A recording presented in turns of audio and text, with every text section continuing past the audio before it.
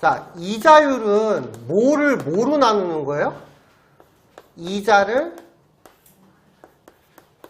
차입액으로 나누는 거 아니에요? 그죠? 내가 빌린 돈에 대해서 이자를 곱하면 이자가 나오니까 식이 이렇게 되잖아요.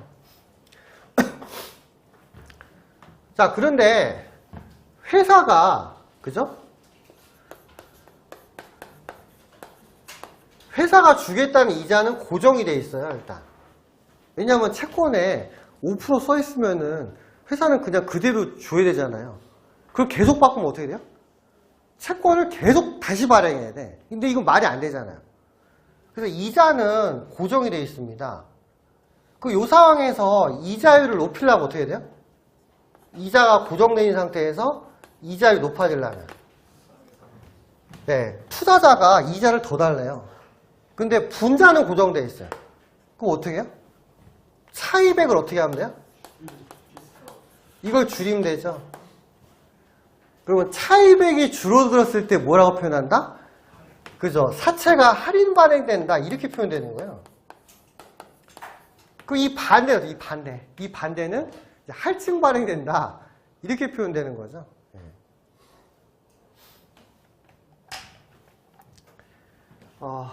채권도요 얘기하자면 끝이 없습니다. 제 꿈이 빌 그로스 같은 사람이 되는 거죠. 빌 그로스가 누군지 아세요? 주식에는 워린 버핏이 있고 채권에는 빌 그로스가 있어요.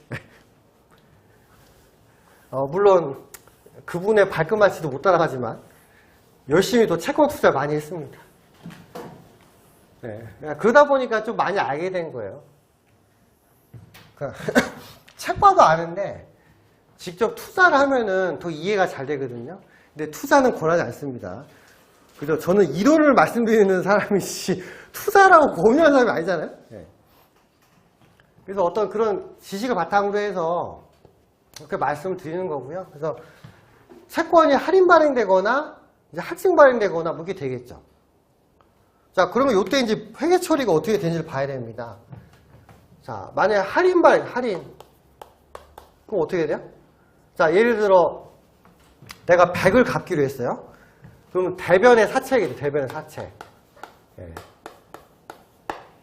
그러니까 자금 직거래를 하다 보니까 뭔가 증서에다가 돈을 얼마 갚겠다고 쓴 거예요. 자, 사채가 100입니다. 그런데 채권자들이 야 이자를 좀 더 줘야겠어 이렇게 해가지고 차입액을 내렸어요. 그래서 원래는 100을 갚기로 했는데 실제로 빌린 건 얼마밖에 안 돼요? 90밖에 안 돼요. 자, 그러면은 요 둘 간의 차이가 뭐 나오죠, 그죠? 자, 그러면 요 둘 간의 차이를 뭐라고 한다? 사채 할인 발행 차금. 자, 7페이지 분계 나오죠? 이렇게 적는 거예요. 그럼 반대로 이게 할증이면 어때? 할증이면은 뭐 현금을 120을 받다고 치면은 대변 쪽에다가 뭘 적어야 되죠?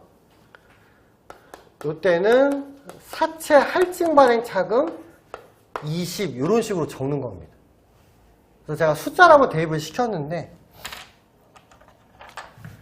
그러면은 요 할인 발행 차금하고 할증 발행 차금의 성격은 무엇이냐? 이걸 한번 봐야겠죠?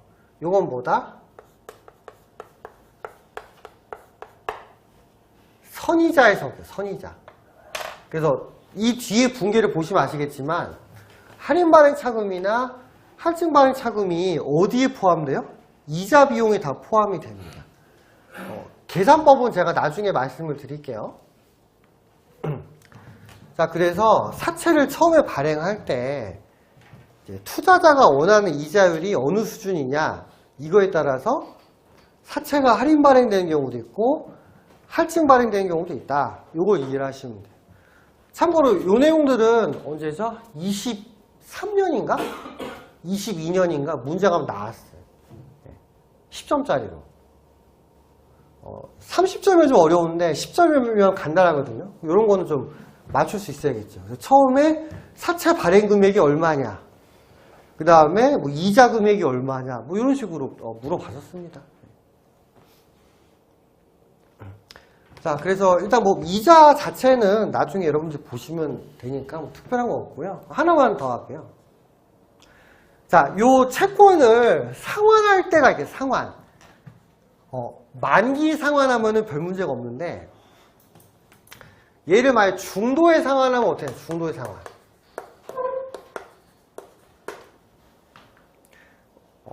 중도에 상환하면은 어떻게 하느냐. 이거 많이 어려워하시거든요. 간단합니다. 자, 이자를 먼저 정산을 하고, 그 다음에 요 이자의 바탕이 되는 원금이 있죠. 네, 이렇게 계산하시면 돼요. 이게 포인트, 이게.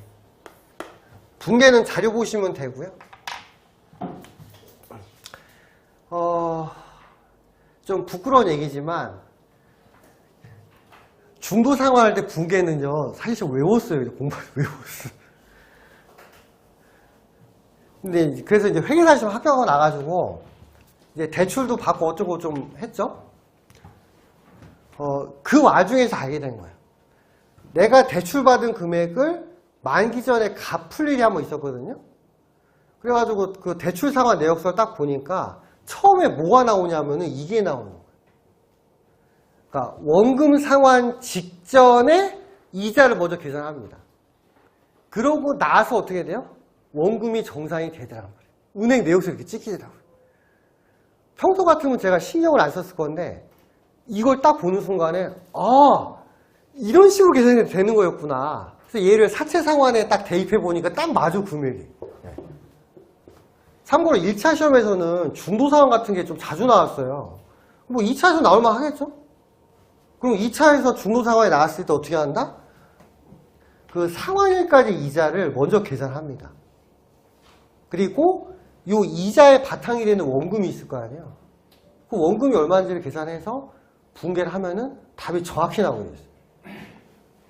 그리고 돈을 상환하는 와중에 어떻게 돼요? 추가적인 손익이 나오게 됩니다.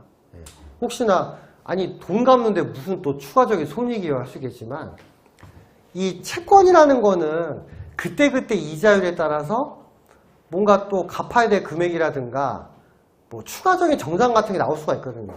그러면은 이제 거기서 어떤 이익이나 손해가 발생을 할 수 있겠죠. 그런 내용이 7페이지 밑에지, 밑에. 그 중도 상환, 그 할인 발행할 때도 중도 상환 나오죠? 그게 나옵니다. 그래서 기존에 남아있던 사채하고 할인 발행 차금, 할증 발행 차금 날려요. 다 반대쪽으로 보내면 되죠?